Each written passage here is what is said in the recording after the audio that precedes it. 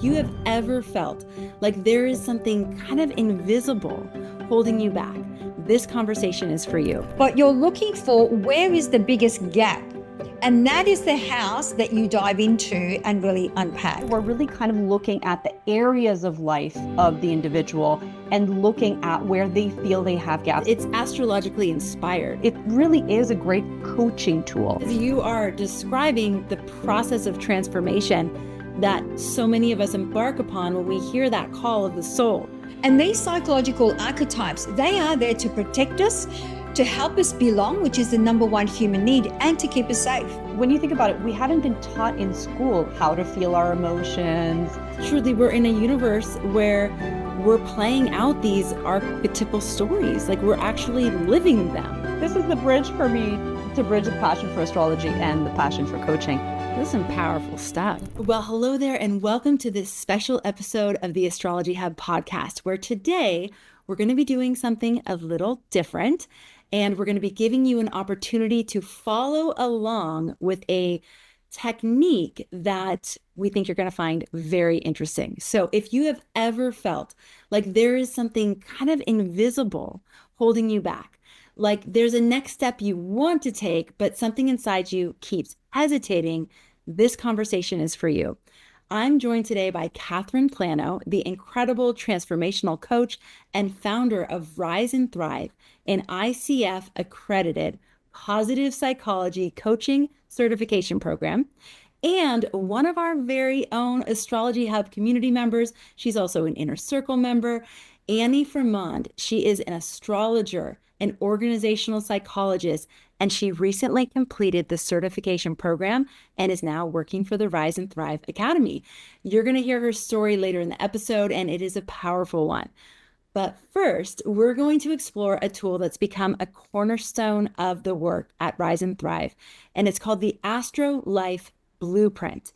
And we have a gift for you. For those of you who want to follow along with this approach in real time, you can download your own copy of the AstroLife Blueprint, as well as a 2-hour video from Plano that will walk you through it at length. Today, we're going to be going through 3 of the major placements, so you're at least going to be able to get started. But if you love it and you want to take it further, you're going to have this free gift waiting for you. We're going to have the link for that in the show notes. You can download it and go back to it after this episode. All right, so this episode is designed to help you get crystal clear on the hidden patterns that might be keeping you stuck, confused, or playing small. All right, so if you are in for this, let's dive in. Catherine and Annie, thank you so much for being here, and welcome to the Astrology Hub podcast. Thank you for an amazing introduction. Yeah, happy to be here, Amanda. Thanks for having us. It's so fun, Annie. You were in the audience for many years, and now you're here on the show. Very excited. Yeah. All right, so let's start with what the AstroLife Blueprint is. What is the tool, and what is it designed to do? Catherine? Sure. So the AstroLife Blueprint, and I don't know if you can see it this far, and you'll be able to download it as Amanda mentioned. Basically, it's a wheel. It's like a pie with 12 houses, very much linked to astrology, and each house represents a different area of your life. And basically, the way that you do it is when you go through this blueprint, you're looking at it, and then you're saying through each house, how satisfied am I in my identity? How satisfied am I with my wealth and finance from 1 to 10? That's all you do. You go around the circle. Then I always recommend use a different color pen or texter. And then how valuable or how important is this house to me? So that's it. That's the first thing. Then what you do, once you've got this beautiful, and it's not always a beautiful circle of balance, but you're looking for where is the biggest gap. And that is the house that you dive into and really unpack. So that's pretty much the way that you do this blueprint. It's really, really simple. There's many layers to this blueprint. So today I'm just going to go through really kind of high. Obviously, we can go right into it from an astrological point of view. But today I'm just going to talk about the psychological archetypes in 3 of the houses. Okay. And the psychological archetypes, really, just so that for those that don't know what is a psychological archetype, these are characters, let's call them characters that we carry within us. And they're just patterns that play out unconsciously. We are not consciously aware of them. And so what this does, the blueprint gives us a visual map of what they're doing and how they're playing out. And it is really important to understand that they are there to teach us, to protect us, to help us belong and to keep us safe. So they're not, when I go through them, they're not, if we talk about a saboteur and the inner critic, they're not bad. They're actually there for a reason. Okay. And Annie, I know you've been a practicing astrologer for a while. So, and you just completed the program. Paint us a little picture of how working with this AstroLife blueprint has helped you when you're looking at your chart or when you're looking at a client's chart. How has this enhanced the way that you're actually practicing astrology? I find that it's a really good tool to integrate psychology and coaching with the astrology. I would say more for people who might not be as comfortable with the astrological language. It's a really good tool to kind of dive into the archetypes per se without the whole complexity of the astrological chart, of the natal chart, of the transits, of the progressions, of the perfections, all of that kind of stuff. So it's a really good way to dive in deep, but without all of the complexity, I would say, for like a client who's more of a beginner into the language of astrology. And you're mainly looking at their natal design. You're mainly looking at their the aspects of their personality and their path and their soul, and not as much about timing. Is that correct?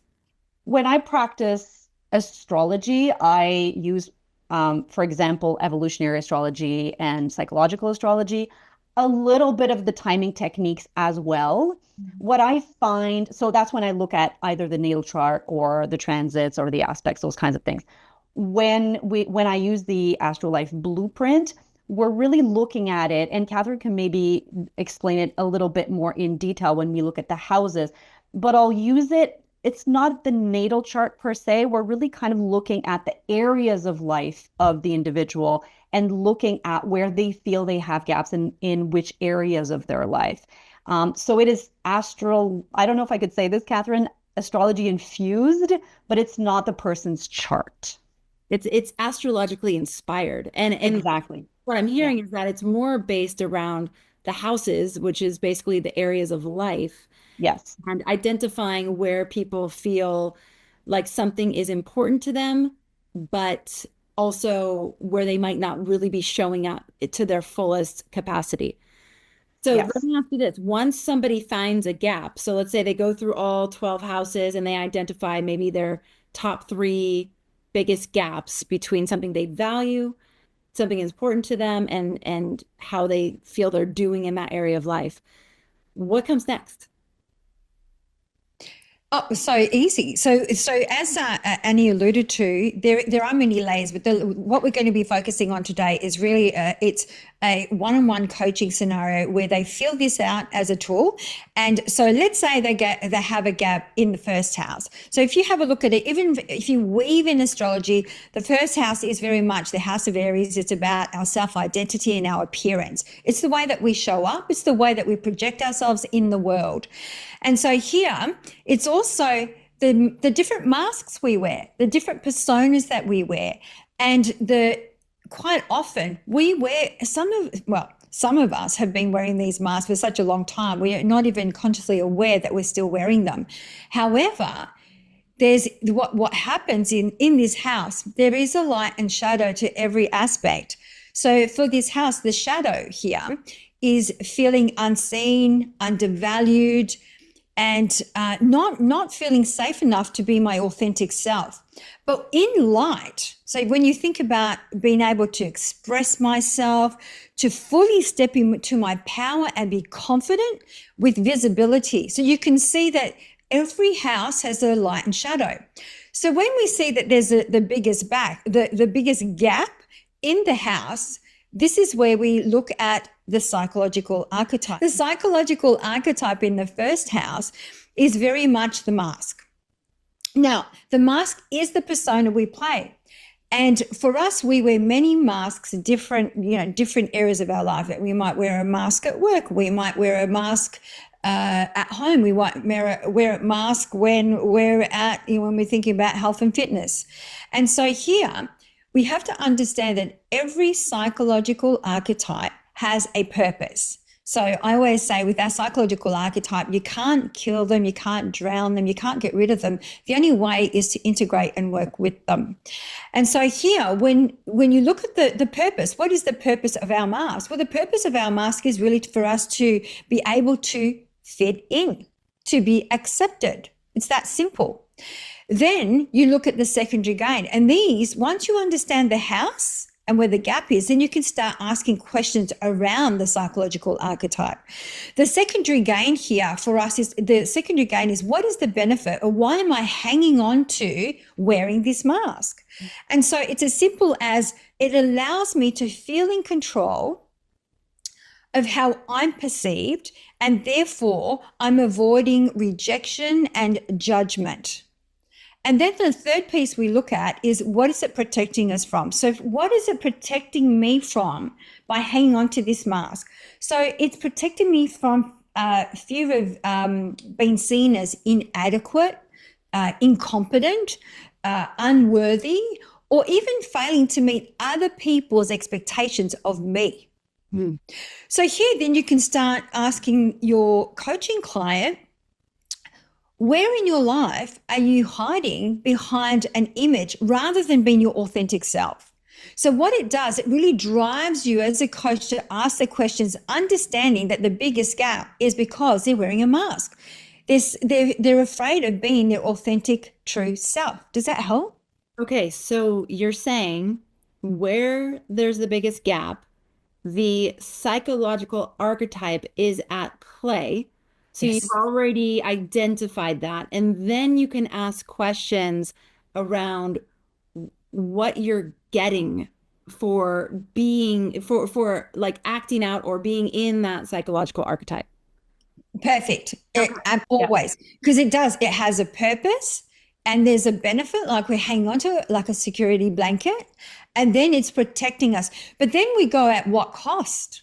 Okay, so what do you get and then what do you lose? Yeah, at what cost? Well, at what cost? It's exhausting to be somebody else and wear this mask the whole time. I can't be myself. I'm always holding back myself from being who I really want to be. Yeah, so that's what we do with every house. So obviously there is the way that we do it when we go into the layers, which I won't go in today, is we look at the ruler of each house. So the rule of the first house is Mars. So quite often Mars is in shadow. That's where we weave in the astrology aspect into it. Okay, so you look at the house, you look at the ruler of the house, and that ruler of the house is, but not on the natal chart, just like the natural zodiac, the natural zodiac. And then and then you look at the shadow aspects of that planetary archetype as well. Yes. Yeah. That into the whole like analysis of what you're saying. Yes. That's correct. Correct. Okay. And then once the person identifies these things, do you find that just the awareness alone is enough to start dissolving it? Or like, what do they need to do in order to move beyond that? And maybe we go to another example. Maybe we go to the third house. Yeah. But Well, I love that question. And so the thing is, just being aware that I'm wearing a mask because I'm hiding behind this mask just to be accepted by external. And then it could be simple as, I need to be my authentic self without worrying about what other people think of me. And so then what does that look like? Well, then every single day I'm going to stand in my truth. And if I feel like I need to say something, rather than hold back because I'm afraid of what people may think of me or judge me, I'm just going to say it. So once you become aware of the psychological archetype, it loosens the boundaries. What happens when you're working with it instead of it running the show? And if I can share maybe my personal example here and to illustrate also what this could look like, because this is definitely me, I would say, big part of who I am. And what I love about this tool is that it really is a great coaching tool. For example, in my case, it just so happens to be exactly my story, being a psychologist and being very much in my head and being very scientific in my approach. And then having the biggest Uranus opposition midlife crisis transit ever. And I feel our stories are very similar. Amanda, I was living in the biggest city in Canada, Toronto, and I was, at the height of my corporate life, 25 years as an organizational psychologist and coaching, assessing, and training leaders. And my mom got diagnosed with breast cancer, as did her sister and her mom before her. And so, I was in my early 40s then, and I was like, wow, who's next? And that just really blew open my whole life. I was like, do I want to continue down this road in the next 40 years or 5 or 10, or I don't know how many years I'll have? And I decided to leave the person I was with, leave my partner, leave my home. I moved, I changed my careers. I started working for myself. I live in Mexico now. And following this transit, actually, I went to see an astrologer because I was completely lost. I felt like I was in the middle of an ocean, like in a little life raft. And I had left the shore behind me, but I had no idea. I felt like I was in the middle of a storm, really. I could not see the shore in front. I had no idea where I was going. And I've always been the most ambitious person. I knew exactly when I was in my 20s and 30s, like, this is where I'm going. This is the next step. I got promotion after promotion. And now I'm completely lost for the first time in my life. I have no idea where I'm going. And I discovered astrology. And the astrologer told me within 5 minutes who I am, my personality, my strengths, all of those things, and gave me so much clarity on my relationship with my parents, like everything. I was like, how do you know this in 5 minutes? I have to learn this. And then I went on a path to learn astrology, but I had this whole mask of like, this is who I am. I'm not an astrologer. This is not scientific. This is, I'm a psychologist. So all of that, who am I, the identity, all of that, and then studying astrology, falling in love with it, and but yet still hiding that part of me from people who knew me in my professional network. But then seeing the transformational power of it, I decided I have no other choice but to start helping people the way that I was helped. And then I started integrating psychology and astrology. So that's my story. But I hid for a really long time. I did not want to show people who I am. And also, I didn't know who I was becoming. And actually, Amanda, you really helped in your podcast. I started listening to the podcast, I would say 2019, like right before the pandemic. And thanks to your podcast, I was able to understand myself better and really like meet so many wonderful astrologers and listen to their stories as well. And it's been transformational. And so, if I'm using the blueprint, for example, with a coaching client, I don't have to see their natal chart. I can just start to unpack if that's where the biggest gap is in the first house, is their identity and the people pleasing and all of that kind of stuff. If I can see that that's where their gap is, I start asking questions around that, like Catherine pointed out. Now, it just also happens that I also have, personally, I'm a Libra, Sun in Libra, Pluto and Mars conjunct my Sun in Libra in the first house. So it just so happens that exactly everything that Catherine was talking about is exactly my story. The fear of shining my light and all of that, the people pleasing and, the image that I hold up to the world and the identity, like all of that is wrapped up in my story. But as a coach, if I'm using the AstroLife blueprint, it is as powerful. And I don't have to go into all of the intricacies of the natal chart with my coaching client. We end up getting there in a different way, if that makes sense. It really does. And I bet first of all, thank you for sharing your story. I'm literally like nodding my head going, oh my gosh, me too. Yeah. But I'm sure a lot of people out there are nodding their heads going, oh my gosh, me too. Because you are describing the process of transformation that so many of us embark upon when we hear that call of the soul. Yeah. And that just so happened to be what was happening with your Uranus opposition, which is like perfectly by design, by the way, right? Midlife transits are designed to help us catapult and really get realigned if we're not already aligned, right? Exactly. Yeah. But what I love about what I'm hearing is that this is like another entry point into the conversation for people. It sounds a lot less intimidating, honestly, because sometimes the Yeah. astrological language is just like the people I see them like their eyes kind of glaze over, like, they're just kind of like, what? Uranus did what? And Saturn's doing what? Like it's because it's a Yeah. language that not everybody speaks. And so this is, but what I'm thinking, Annie, is that perhaps because you know the language, it's another asset for you as you're learning the afterlife blueprint, because you do already know, very familiar, you're very familiar with those archetypes and the energies and the way they play out. And Yes. Catherine, are you seeing that? Because I know, like, you guys have actually created a cohort that goes through the Rise and Thrive Coaching Academy just for Astrology Hub students, because they are versed in the language, and you Yeah. probably can take it a little bit further than you can with coaches who don't speak the language at all. Is that true? Like, I'm kind of putting words in your mouth. No, 100%. So you don't have, I mean, we have had quite a few students from Astrology Hub, and some have been doing astrology for 30 years, some are just starting. So that's the beautiful thing about this tool. You don't need to be an astrologist. You don't need to know astrology. Like, even going through the houses and looking at the rulers, when you look at the psychological archetype, people are seeing the connection already. But even without having to ask somebody's, because not everyone's forthcoming about, giving out their details, their time of birth, their place of birth, and so forth. So this is just another way of intertwining astrology in coaching without having to be complex about, for example, if we were to look at the third house, the rule of third house is Mercury.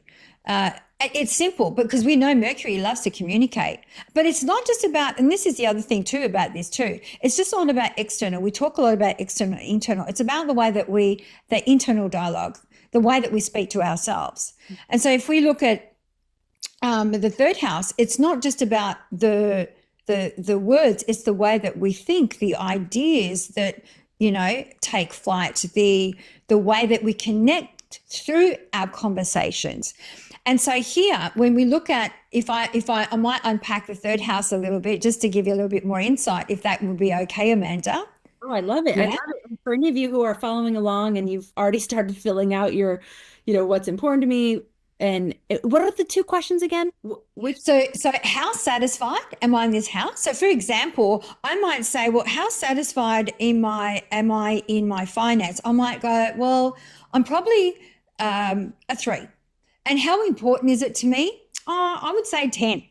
So then you can see the big gap, right? So that's what you do for each house. So the third house is based on communication. So here, when this house in shadow, it means that we feel unheard. We're struggling to express ourselves. We're struggling to even stand in our truth. But then in light, we're really comfortable with our conversation. We're curious. We're really good with our communication, the way that we express ourselves. And the psychological archetype in this one is the overthinker.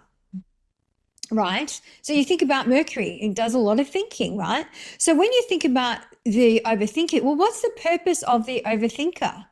And so here, the purpose for me is to, if I'm in my head all the time, over-process, over-analyze, overthinking, then I'm disconnected from my heart, and I have to avoid. I don't need to delve in here. I can avoid any emotional engagement. So that's the purpose of this psychological archetype. The secondary gain here, it gives me some sense of control, right? Because it's in here, it's preventing me from getting uncomfortable or feeling any form of discomfort when it comes to feelings or emotions.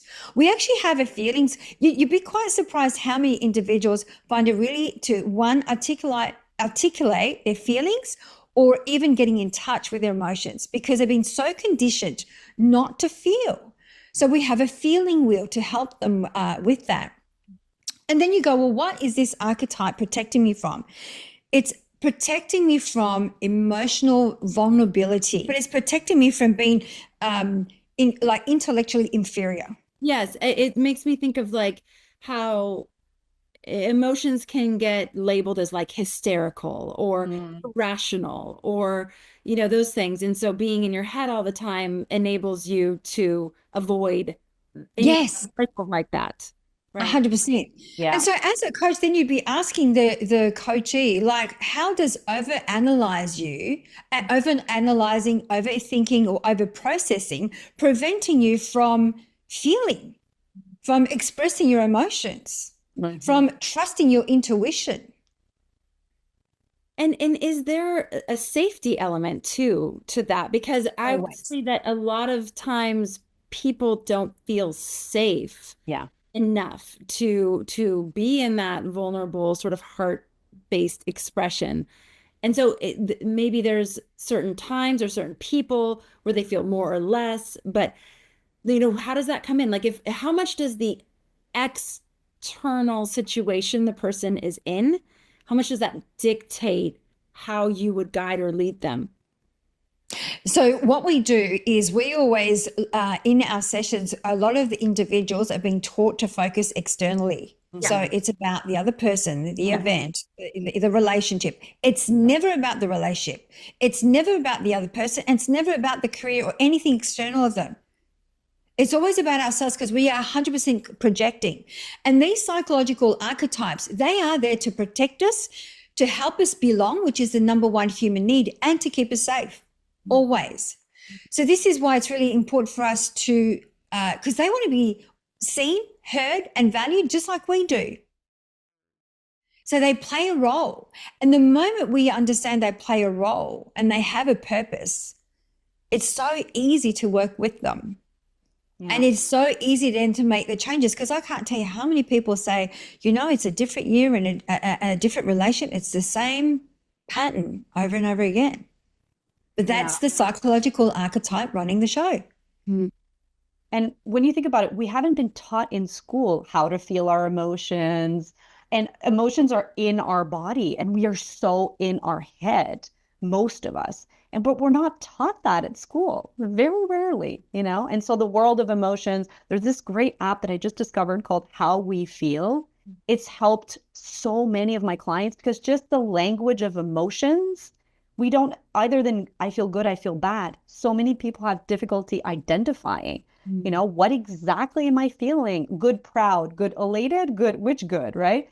So if we were taught, at least in school, what emotions feel like, where are they in our body? There's no good or bad emotions. There's just emotions, and that's life, and we cycle through them.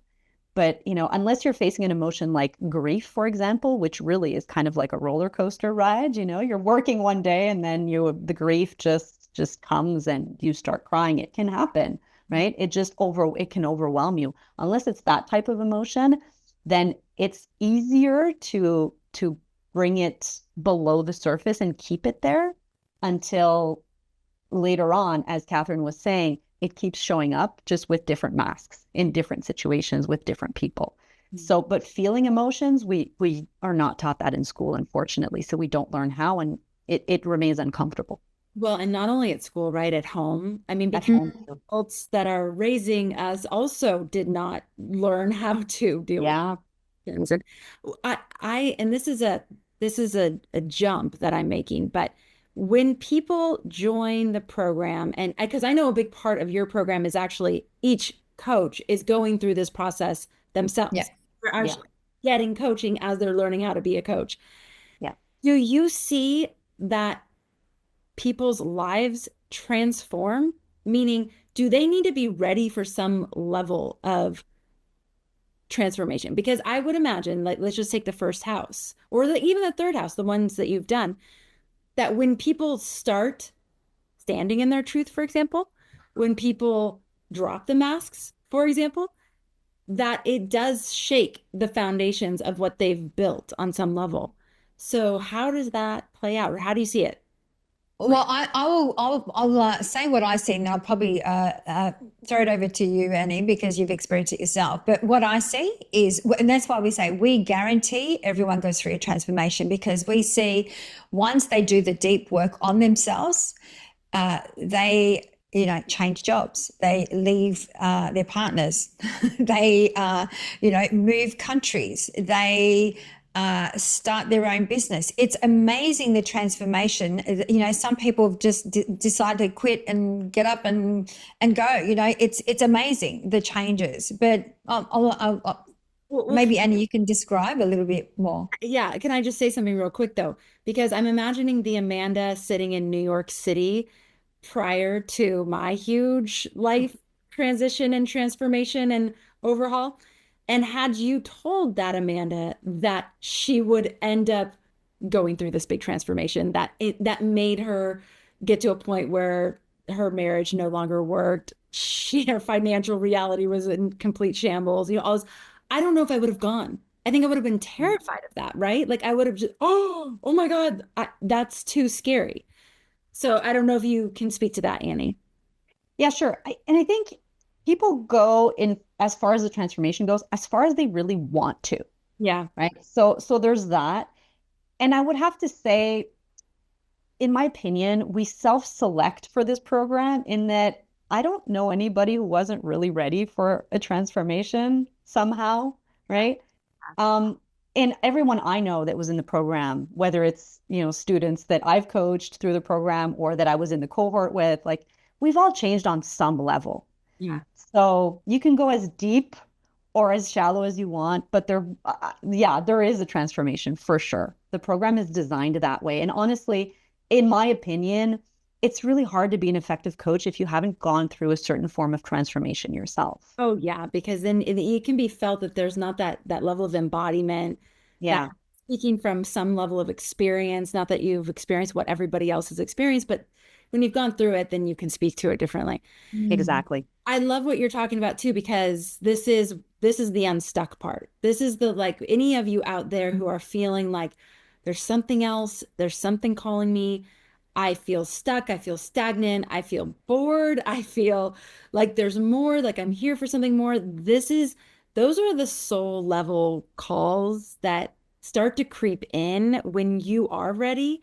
And I don't know about you, Annie, and Catherine, I do know your story, but Annie and my story is almost identical in a way. I ended up in Mexico, I ended up in Hawaii, but like very similar. I remember stating, I am ready for my destiny. Like I am ready. Like I said that I didn't know what that meant, but I'm ready. It was like, and I call it like the sacred yes. So any of you feeling that, like I'm ready for that sacred, I'm ready to say yes. Then it sounds like something like this would be amazing. It could be amazing. Okay, let's talk about the eighth house, Catherine, because I know we're going to go through 3 examples. Yeah. And I just want to remind you all, you have access for free to the AstroLife Blueprint and the 2-hour video that Catherine created that goes through all the houses. So you can see where your gaps are. Then you're going to get some like free coaching from Catherine on what that means and what kind of questions can lead you to becoming more satisfied in these important areas in your life.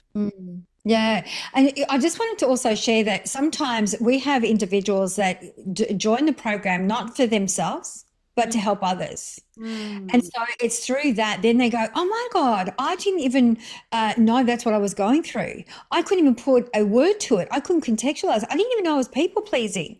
So as soon as they start doing the work and realizing that they can put a name to what is going on in their life, that changes in an instant. Wow. Yeah. Yeah. True. So with the eighth, there is another one that if I've got time for 2, and I'll go really quickly, there is another one that I see quite often. I wanted to bring up the people pleasing one, which is a common one. So this is in the 7th house, which is the house of Libra, and the ruler here is Venus.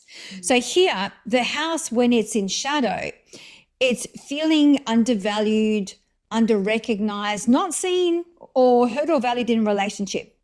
In light, I feel in harmony, I feel mutual respect, I feel like I'm connected. The psychological archetype here is a people pleaser. And so the people pleaser here, its purpose is to prioritize the needs of others to maintain a harmonious relationship by avoiding conflict. So that's the purpose of this archetype, the people pleaser. So then you've got to ask, well, what am I getting from it? What's the secondary gain here? Well, I'm getting harmony. I'm feeling that I'm my feelings are being valued, being met in some way, right? And then you go, well, what's it protecting me from? Well, it's protecting me from fear of abandonment, which we've all experienced in some more than others. So fear of abandonment, fear of rejection, fear of being unworthy of love. So here you would say, well, where are you sacrificing your needs to maintain harmony in relationship? Because if you get triggered in relationship, that means in some way, shape, or form, your needs are not being met or your boundaries are being compromised. So that's the 7th house. And now I'll go to the 8th house to wrap it up. So the 8th house is the house of Scorpio.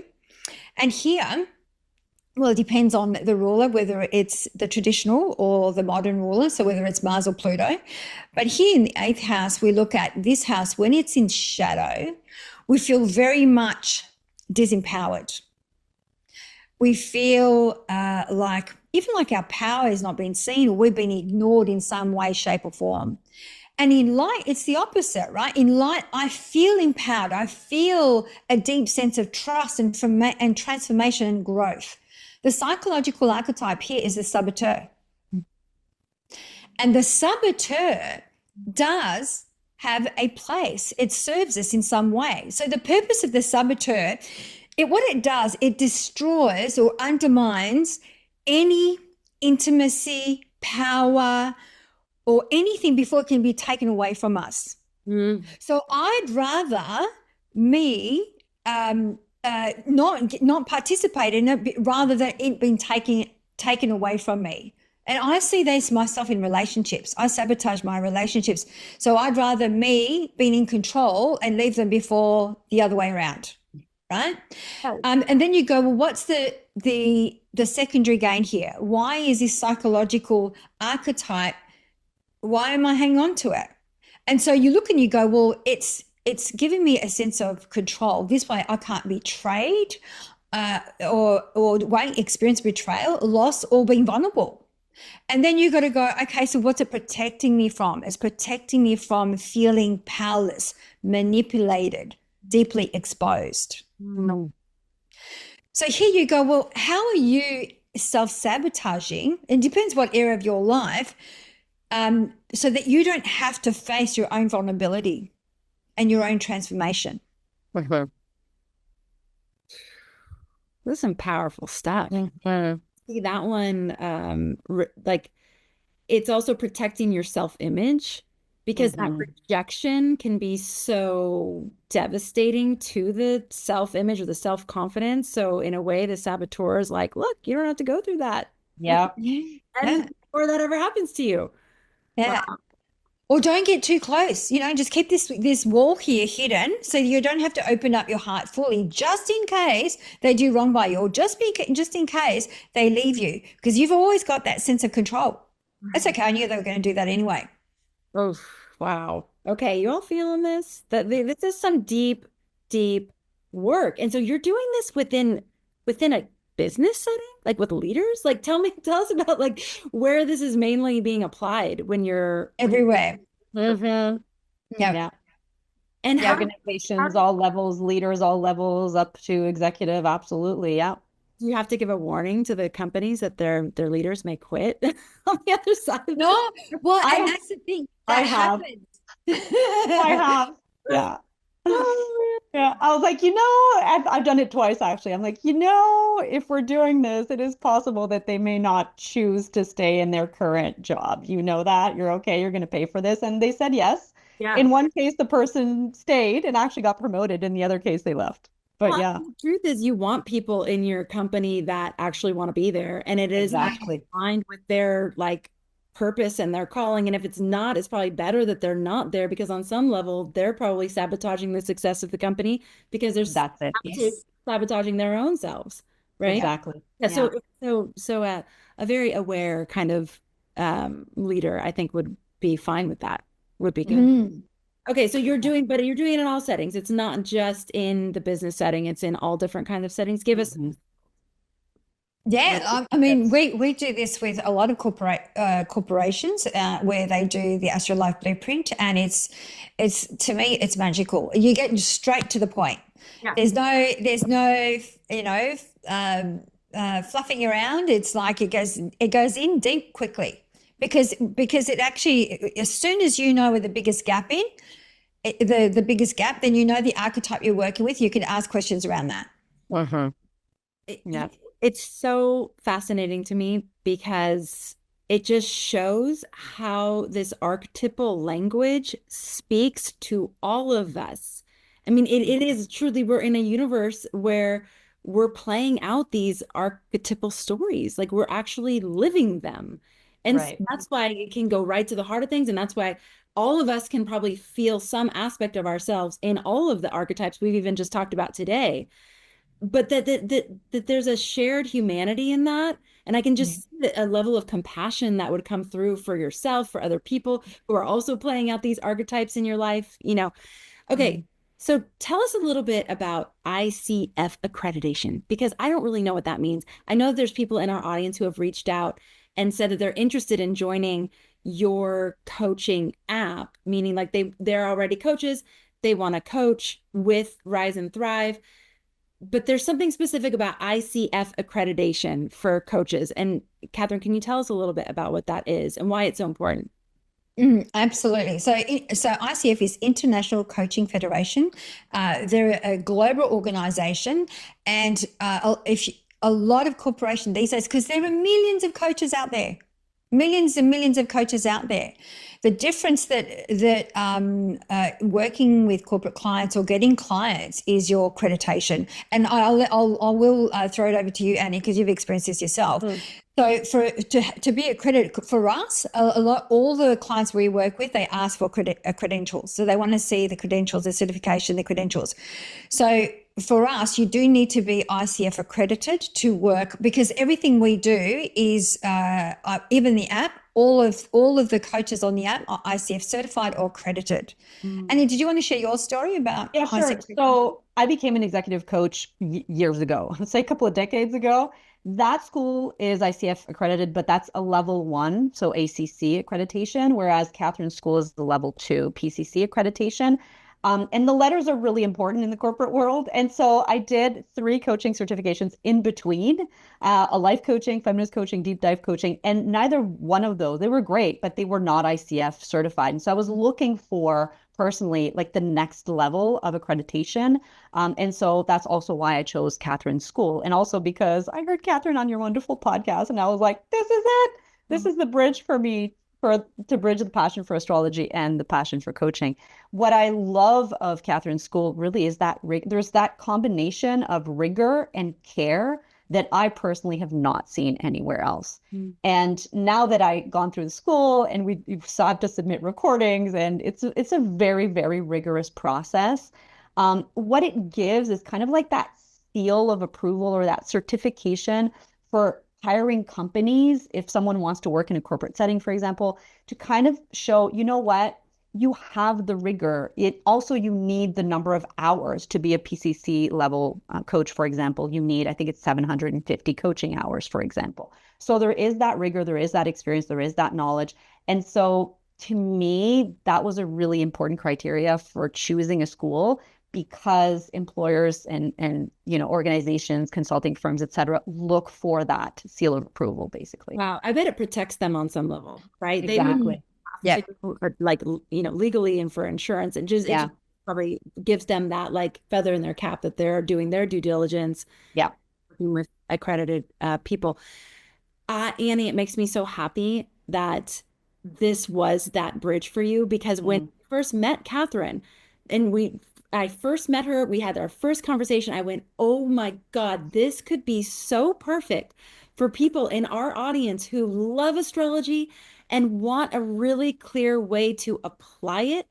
That doesn't necessarily that doesn't necessarily mean that they have to create their own astrology practice. Like maybe they want to integrate several different things. Maybe they want a clear path for like actually getting work, which Catherine, I know that you provide through the school for your students who actually go through the entire program, who pass at a certain level, they then have the opportunity to work with you and work for you, which is just amazing, right? Because a lot of people into astrology, they they aren't necessarily wanting to be entrepreneurs, so to speak. Like they don't want to self-promote. They don't want to like have the social media channel and like do all the things. Some are brilliant at that, but others aren't interested. They want to do the thing. They want to do the craft. So, Catherine, can you speak to that? Like what this path, how it looks for your students? Absolutely. So it is self-paced. So that's the beautiful thing because we have people from all walks of life. Some are working full-time, some are part-time, some not working at all. So it is a self-paced. It is, we say 12 months, but people can finish it shorter.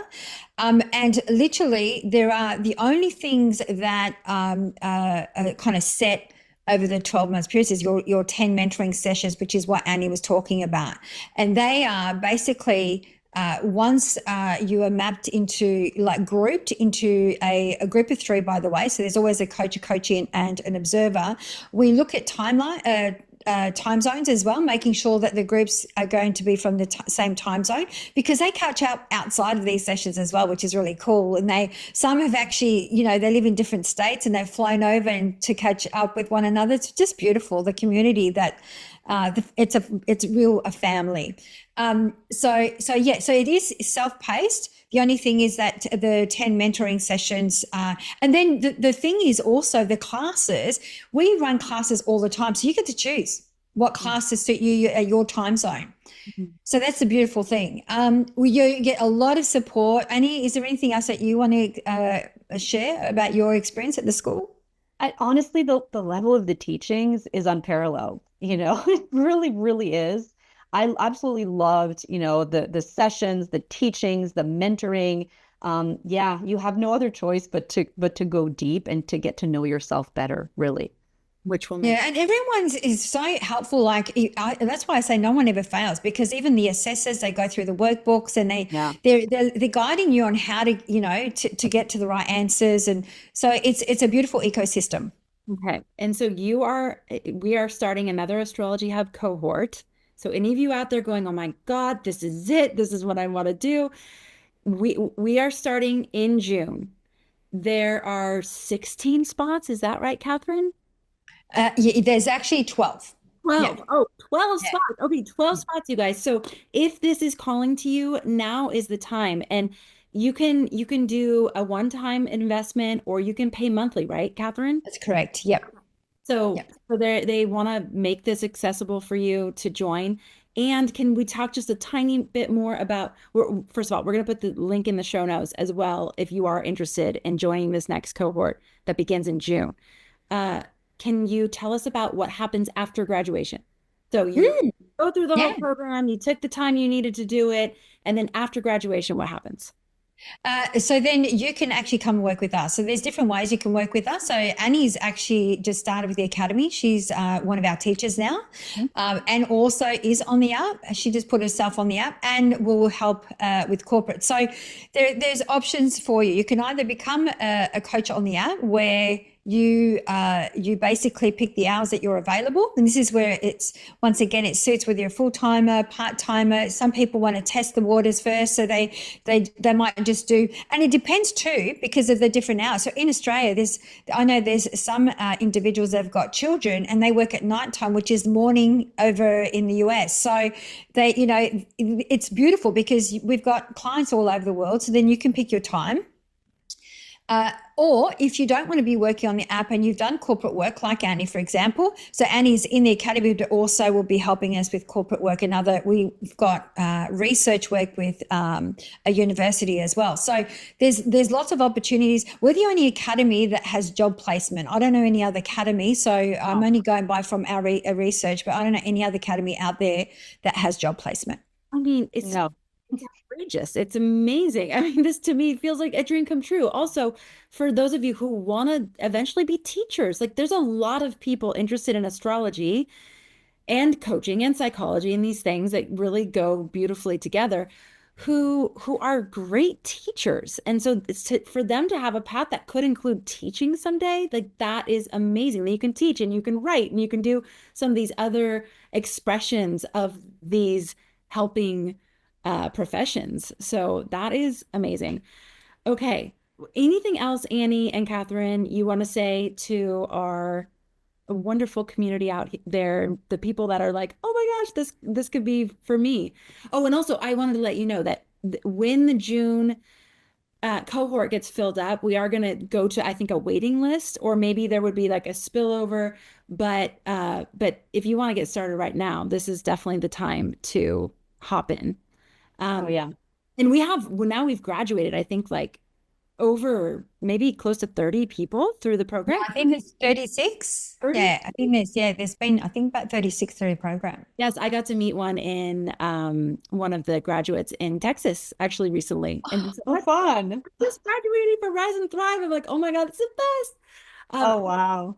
So anything else you want to leave us with as we close up?